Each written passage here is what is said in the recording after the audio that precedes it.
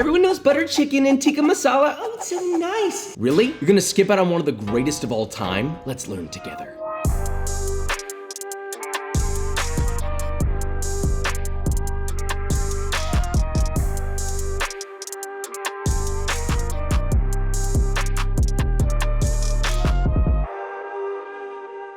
Today we're making a traditional tandoori chicken. I know I say, oh, traditional. Most of the time we hit the mark. Every once in a while it's like, maybe not so much, but we try. This one, we're going all out. I bought an actual tandoor and it was extremely expensive, but I'm doing it to do justice. You think I have the uncle title for no reason? You're god right, I'm gonna flex it. We've got every element we need to make the greatest tandoori chicken of all time, as well as an alternative if you don't have a tandoor. So with all that being said, let's make this, shall we? All right, pal. We're not just slapping this chicken and goodies on a grill like all the basic tandoori recipes out there. I bought an actual tandoor. Am I pronouncing this right, by the way? Please let me know. I did this for you, but don't worry, I'll give you alternatives on how to make this without a tandoor. Let's begin with our prized possession. Buttery garlic naan. Yes. Starting with half a cup or 112 grams of water around 95 degrees Fahrenheit, add 2 tablespoons or 25 grams of sugar, 2.5 teaspoons or 9 grams of instant yeast, whisk all that together until dissolved, then add half a cup or 112 grams of full-fat yogurt, finally whisk in 3 tablespoons or 45 grams of vegetable oil, and 1.5 teaspoons or 11 grams of fine sea salt. In a large bowl, add 2.5 cups or 380 grams of bread flour, add in your yeasty, yogurty, creamy juices, nice, to your bread flour and mix by hand until you get a rough dough. Different flour brands are going to react differently, okay? So it might be a little dry, might be a little flaky, and if it's feeling a little Sahara-like, then you may need to add additional water about a tablespoon at a time until you get a nice cohesive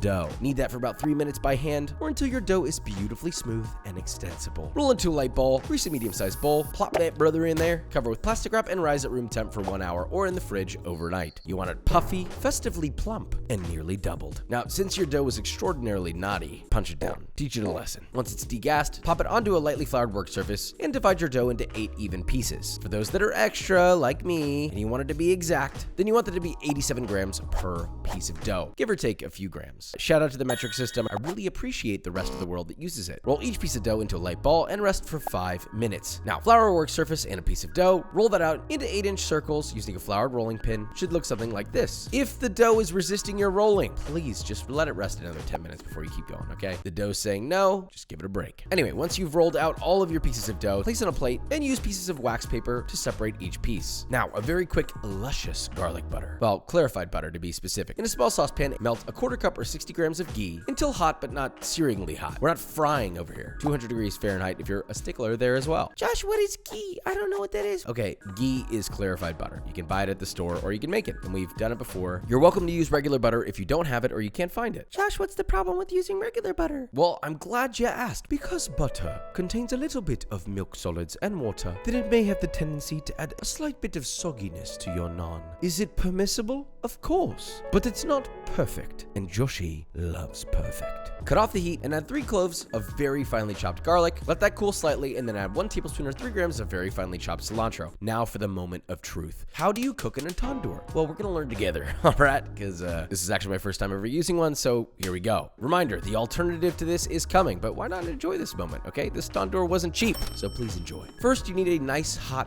wood coal base inside your tandoor. The goal is to get the part closest to the coals around 600 degrees Fahrenheit and taper to around 400 degrees Fahrenheit towards the top. Then you need a naan pillow, also called a gadi. Am I pronouncing that right? Look, I'm trying, okay? I'm trying for you. Stretch your naan over your naan pillow. You don't want to go to sleep on it. Then quickly plant your naan directly on the surface of the inside of your tandoor. Really make sure to press against the wall so it adheres and sticks nicely. And watch this. Good Lord. Beautiful mountainous terrain erupts from the naan, getting it closer to the coal base, thus browning the face of your naan as it gently falls into my hand while I nearly burn the ever-loving out of myself. It's very hot in there. In just a few brief seconds, it's done. Immediately brush that bad boy with your clarified garlic butter while it's still piping hot so it absorbs every last ounce of flavor. And now on for the non-tandoor homies. You're gonna recreate the tandoor by heating a medium to large cast iron skillet over medium-high heat until hotter than a metal park bench sitting in the open sun. Get a rolled piece of naan, slap it in there. Once it's puffed nicely, about 30 to 40 seconds, simply flip and cook on the other side for another 30 seconds. Immediately brush with your garlic butter, pull it out, and that's it. Keep those bad boys warmed on a plate in the the oven or covered with foil. Listen, this next part is extremely important. And no, it's not the chicken, it's the rice. Not only is Uncle Roger watching, the people are watching. Rice is one of the greatest things to grace this earth. So please, begin with 1 cup or 200 grams of aged basmati rice, which you irrefutably must wash. Do not negotiate with yourself. Once washed, heat 1 tablespoon or 15 grams of ghee in a medium-sized pan over medium heat. Once hot, add in your rice and a pinch of salt to taste. Toast stirring often for about 5 minutes or until you start to see some light golden hues intensify from the rice. Pour that into a rice cooker along with 1 cup or 225 grams of water. Of course, at this point, you can add cumin seeds if you like. Close the lid, turn on the rice cooker, and let it do its little thing. If you got a Zojirushi, it's going to play that good old-fashioned twinkle twinkle, and you'll be given the gift of lovely fragrant rice. Now we must run through 2 very important sauces before we get to our precious chicken tandoori, and thankfully both can be done in 10 minutes. First, our raita. In a medium-sized bowl, add 1 cup or 140 grams of full-fat yogurt, the zest of 1 lemon, 2 tablespoons or 5 grams of finely chopped fresh cilantro, half a seedless cucumber finely diced, a generous pinch of ground coriander, a generous pinch of ground cumin, the juice of 1 lemon, and salt to taste. Whisk together, and that's it. It's tangy, salty, and more refreshing than the finest hydration supplement on the market. Moving on to green chutney. Again, stupid easy. In a blender, add 1 bunch or 80 grams of fresh cilantro, 1 cup or 15 grams of mint leaves, 3 cloves of garlic, 2 tablespoons or 25 grams of roasted peanuts, 2 serrano chilies rough chopped, a 1/4 knob of ginger peeled, 1 teaspoon or 1 gram of ground fennel powder, the juice of half a lime. Top your lid and begin blending on medium speed, adding water as needed to loosen, and just as soon as it starts to vortex, blend on high speed until as smooth as possible. Season to taste with salt, mix it in, and place to the side. For your tandoori chicken, yes, it's time. Ideally, you want to start this the day before, but you can do it the day of if that's all you got. In a large bowl, add 1.5 cups or 336 grams of full-fat yogurt, a 1-inch knob or 23 grams of grated ginger, 5 cloves of garlic grated, a generous pinch of fresh ground black pepper, 1 tablespoon or 15 grams of lemon juice, 2 teaspoons or 8 grams of coriander powder. Pause. Let me just explain. There's a lot of spices in here. That's okay. Chill out. And don't forget to subscribe. I hope you're having a fantastic day. Anyway, 1.5 teaspoons or 13 grams of garam masala powder, 1.5 teaspoons or 9 grams of cumin powder, 2 tablespoons or 34 grams of Kashmiri chili powder, 2 tablespoons or 40 grams of kosher salt. Optionally, which you see this quite a lot in traditional recipes, about a half teaspoon of red food coloring. Whisk that bad boy in, and then finally whisk in 2 tablespoons or 30 grams of paprika, half a cup or 120 milliliters of vegetable oil, and whisk that brother until homogeneous. Now let's talk chicken leg quarter, the iconic piece of chicken for tandoori chicken. Judge, what's a chicken leg quarter? Well, that's what happens when you remove the chicken leg and the goddamn drumsticks attached to the thigh. It's iconic, it looks great, and you can always cut it apart after cooking. Now, the next part is a little unusual for us because I love the skin, but you're gonna need to wriggle your little fingy under the chicken skin and carefully peel it off all the way. Should come off quite easily, actually. Repeat with 4 total chicken leg quarters. Plop those into your marinade, coat those thoroughly, every little crevice, and ideally marinate covered overnight in the fridge, or you can cook them right away. It's fine. They just won't be as well flavored. Now for the tandoor method, you're gonna need one of these big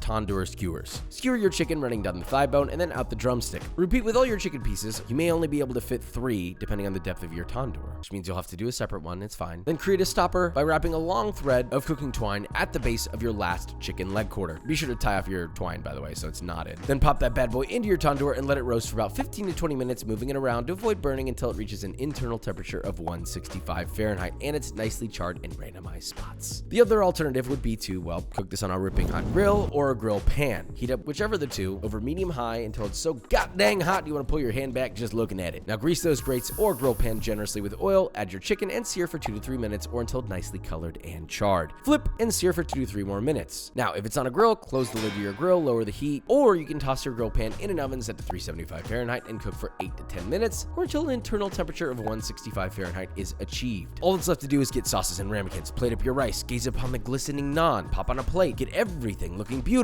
Add your chicken leg quarters shingled on a plate. Feel free to add some thinly sliced white onion and lemon wedges. Maybe a little fresh bundle of cilantro. Why not? Pop's nice. And now we taste test. We've unveiled the mystery of tandoori chicken, and here it is. Wow. You're not gonna get a tandoori flavored chicken without a tandoor, right? I burned myself here. Was it worth it? Yeah. Jesus. If you could smell this right now, you need to wear 2 layers of underwear. I know this is about the tandoori chicken, but this naan is like the main course. It's like buttery, flaky, it melts in your mouth. The chew is like, I can't even think of a term that solidifies how good it is. Obviously the rice, it's buttery, it's toasty, you get the fragrance from the basmati. Normally what I do is I put a little lemon on this, take a little piece of the chicken off there, you could put it with the naan or you can eat it straight up. There's a certain char that you will not get anywhere else. It's juicy, it's tender. We all like a nice chicken leg, and this is obviously one of the best ways to have it. Period. The one thing that we can walk away learning is that if you take the time to do things the right way, then you might just end up with something really dope. But you wanna know what else is dope? B-roll.